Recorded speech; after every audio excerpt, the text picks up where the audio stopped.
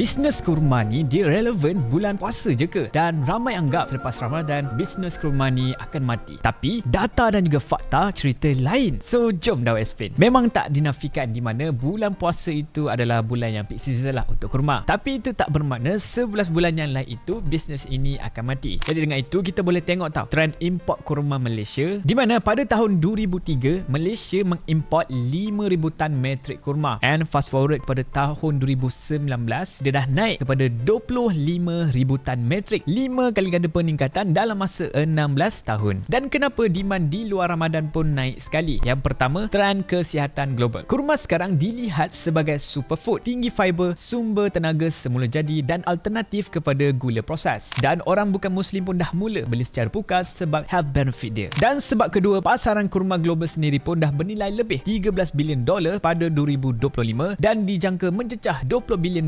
menjelang tahun 2033. Dan peningkatan ini dipacu oleh healthy snacking dan bukannya religious demand semata-mata. Dan korang pun mesti kenalkan Yusof Tayob. Bila kita dengar bisikan Yusof Tayob ni, automatik korang akan rasa vibe Ramadan. Adik Raja Kurma Malaysia ini dah import 3,000 sampai 4,000 tan kurma setiap tahun dengan shelf life 1 sampai 2 tahun. Maknanya stok itu boleh masuk sepanjang tahun and then jual sepanjang tahun dan bukan bulan Ramadan je. Dan yang lagi menarik, Yusof Tayob ni bukan jual kurma je guys, tapi dia juga supply lebih 100 produk makanan termasuklah seperti buah kering, kacang, rempah, madu dan juga bahan bakery. Kurma tu kira signature produk lah, macam yang paling famous sekali lah. Tapi revenue stream bukan bergantung kepada satu produk semata-mata. So produk-produk lain ni jugalah yang cover mereka ketika waktu selain bulan Ramadan. Dan yang paling penting, market dia bukan Malaysia saja, tapi dia juga distribute kepada negara-negara lain seperti Singapura, Thailand dan juga Indonesia. So jawapan kepada soalan tadi, bisnes kurma ini relevan pada bulan puasa je ke? Jawapannya tidak. Ramadan memanglah kira sebagai peak season yang paling laku. Tapi kalau bisnes tu dah set up infrastruktur yang betul, dah diversifikasi mereka punya produk dan dah adalah strategi branding yang konsisten, bisnes kurma ini boleh jalankan sepanjang tahun. Jadi pandangan korang pula macam mana? Korang rasa bisnes kurma ini susah nak sustain di luar Ramadan dan Yusof Tayob ni kira dia punya outlier lah, yang terbaik, yang paling bertuah, sebab tu dia boleh survive, ataupun korang rasa tidak? Jadi guys, please komen pendapat korang. Daus nak dengar. Dan guys, jangan lupa like video ni, follow Daus dan please share video ni kepada seorang kawan korang yang suka sangat makan kurma ataupun plan ada buat bisnes kurma. Jadi guys, jumpa lagi korang semua pada video akan datang. Ciao.